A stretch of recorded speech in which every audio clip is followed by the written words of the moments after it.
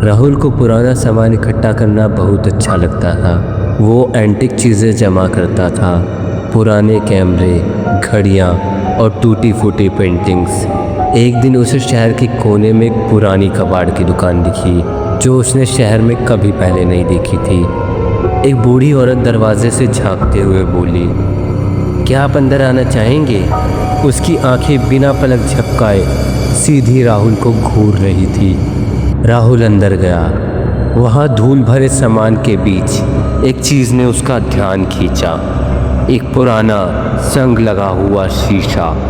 किनारों पर अजीब सी नक्काशी थी, जैसे किसी भाषा में टेढ़े मेढ़े अक्षर लिखे हो। बूढ़ी औरत ने धीरे से कहा, इसे मत लेना बेटा, इसके अंदर एक ऐसा साया है जो बाहर आने की तलाश में है। लेकिन राहुल को उसकी बातें मजाक लग रही थी। उसने उसकी बात को मजाक में उड़ा दिया और राहुल ने उस औरत को ज़बरदस्ती 500 रुपये पकड़ाकर वो शीशा अपने घर ले गया। राहुल ने शीशे को अपने घर की एक दीवार पर टांग दिया। जैसे ही उसने उसमें देखा, उसने खुद को थोड़ा अलग पाया। आंखों में अजीब चमक, चेहरे पर हल्की सी शिकन। लगा जैसे उसका प्रतिबिंब उसे घूर रहा हो। उसने खुद से कहा, शायद मैं थक गया हूँ। लेकिन उसी रात उसके सपने में उसे एक अजीब साया दिखा, लंबा, बिना चेहरे वाला, लेकिन उसकी आंखों में वही चमक थी। राहुल घबरा कर उठा और बोला, ये क्या था? राहुल को कुछ भी समझ नहीं आ रहा था। अगली सुबह राहुल ने फिर शीशे में देखा। इस बार उसका प्रतिबिंब हंसा, लेकिन राहुल तो हंसा ही नहीं था, वो तो शांत खड़ा था। तभी राहुल के दरवाजे पर एक दस्तक हुई। राहुल ने गेट पर जाकर देखा तो वहाँ पर उसका दोस्त सोहम खड़ा था। सोहम को भूत प्रेतों की कहानियाँ सुनने का बहुत शौक था, इसलिए वो रात में भूतिया किताबें भी पढ़ता था। जब सोहम राहुल के घर के अंदर गया तो उसने वहाँ पर वही शीशा टंगा देखा और वो उस शीशे को देखकर हैरान रह गया।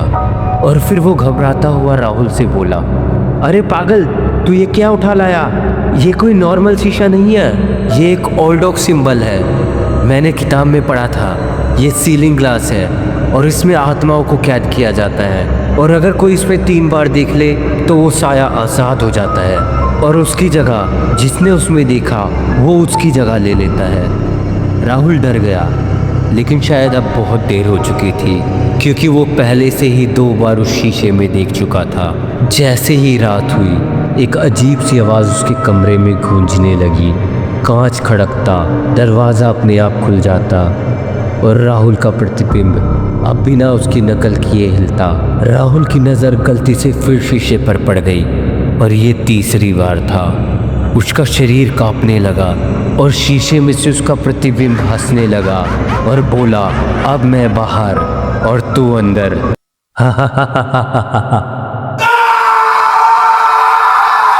अगली सुबह राहुल अपने दोस्त से मिलने गया।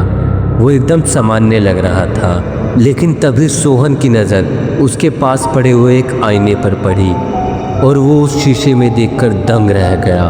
राहुल तो सामने खड़ा था, लेकिन शीशे में कोई नहीं दिख रहा था। सोहन कांपते हुए बोला, कौन हो तुम?